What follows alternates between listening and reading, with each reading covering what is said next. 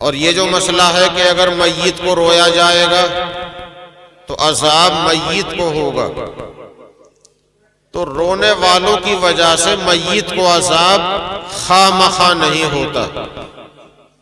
ایک تو رونے والوں کی وجہ سے میت کو عذاب تب ہوتا ہے جب کہ وہ مرنے والا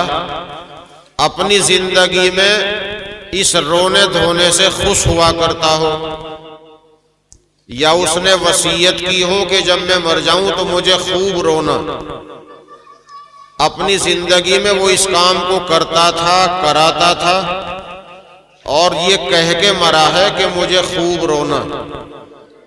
اب اگر اسے عورتیں یا مرد روتے ہیں تو ان کے رونے کی وجہ سے اسے بھی عذاب ہوگا، اور اگر وہ اپنی زندگی میں اس سے خوش نہیں تھا، نہ اس نے کسی سے یہ کہا ہے کہ تم مجھے رونا، جیسے عرب کے لوگ اس میں بڑا فخر سمجھتے تھے، ان کے یہاں نوحہ کرنے والی عورتوں کو کرائے پر بلایا جاتا تھا، اور مرنے والے کے پاس بیٹھ کر عورتیں کرائے پر رویا کرتی تھی، نوحہ کیا کرتی تھی۔ آج بھی قریب قریب حال ایسا ہوتا جا رہا ہے کہ میت کی اطلاع دی جاتی ہے، اور راستے اچھے ہونے کی وجہ سے اور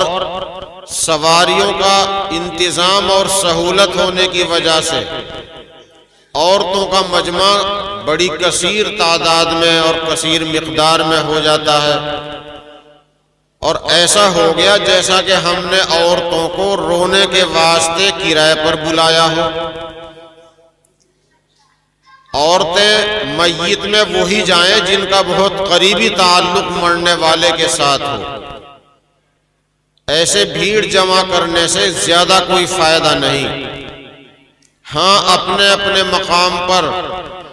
مرنے والے کے لیے قرآن پاک پڑھ کر، کلمہ طیبہ پڑھ کر، درود پاک پڑھ کر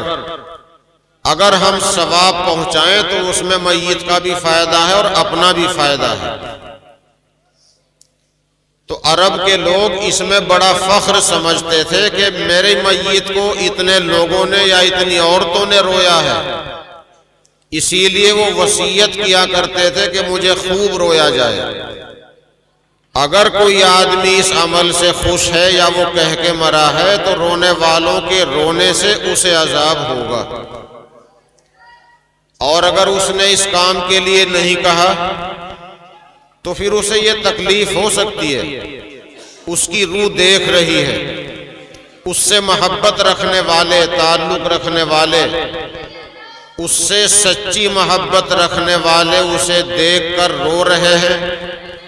اس کے پاس رو رہے ہیں، اس کی روح دیکھ رہی ہے، تو اسے اس کا احساس ہوگا کہ یہ میری وجہ سے رو رہے ہیں اور اسے اس سے تکلیف ہوگی۔ یہ مطلب ہے عذاب کا۔ عذاب سے مطلب نہیں، عذاب تو تب ہوگا جب کہ اس نے یہ کام کرنے کے واسطے کہا ہو، لیکن تکلیف اس کی روح کو ہوگی کہ جب وہ اپنے رشتہ داروں کو، اپنے بال بچوں کو،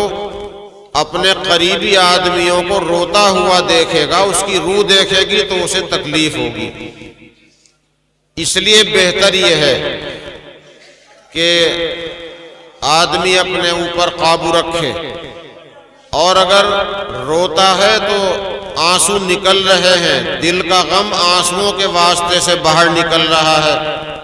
مگر زبان سے بیان کر کر کے رونا شریعت میں جائز نہیں۔